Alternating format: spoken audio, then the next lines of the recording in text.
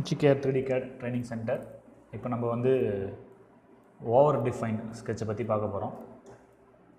நம்ம ஆல்ரெடி வரைஞ்சி வச்சுருக்க ஒரு ஸ்கெட்சு, இதை வந்து நான் போன செக்ஷனுக்கு வந்து உங்களுக்கு யூஸ் பண்ணியிருந்தேன். அதிலே வந்து இப்போ எப்படி ஓவர் டிஃபைன் வருது அப்படின்றத பற்றி பார்க்கலாம்.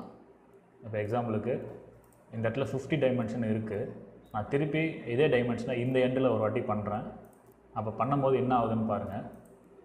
இப்போ வந்து என்ன சொல்லுது அப்படின்னா, the sketch over defined or unable to solve அப்படின்னு சொல்லுது. இது வந்து ஒரு ப்ராப்ளம். ஒரு ஒரே லைனுக்கே வந்து 2 டைமென்ஷன் இருக்க முடியாது. ஸோ அதை தான் வந்து இந்த இடத்துல அது மென்ஷன் பண்ணுது. நான் ஓகே அப்படின்னு கொடுத்தனா என்ன ஆகிடும்னா, இது வந்து ட்ரிவன் டைமென்ஷனாக மாறிடும். இது வந்து ஒரு டைப் ஆஃப் எரர். அடுத்தது பார்த்தீங்க அப்படின்னா, ஒன்று பண்ணுறேன். இப்போ எக்ஸாம்பிளுக்கு இங்கேருந்து இந்த சென்டருக்கு ஒரு லைன் போட்டிருக்கேன். அதே மாதிரி இந்த சென்டருக்கும் ஒரு லைன் போடுறேன். இப்போ எக்ஸாம்பிளுக்கு பார்த்தீங்க அப்படின்னா, இது 75, இது 50. அப்போ இந்த டிஸ்டன்ஸ் வந்து 25. இது வந்து 50, 20. இந்த டிஸ்டன்ஸ் வந்து 30. ஸோ இப்போ 2 டிஸ்டன்ஸ் இருக்குது. நான் என்ன பண்ணுறேன், இதையும் செலக்ட் பண்ணி ஈக்குவல் கொடுக்குறேன். ஸோ ஈக்குவல் கொடுத்த உடனே என்ன ஆகுதுன்னா, இந்த இடத்துல ஒரு ரெட் கலரில் ஓவர் டிஃபைன் அப்படின்னு சொல்லிட்டு வருது.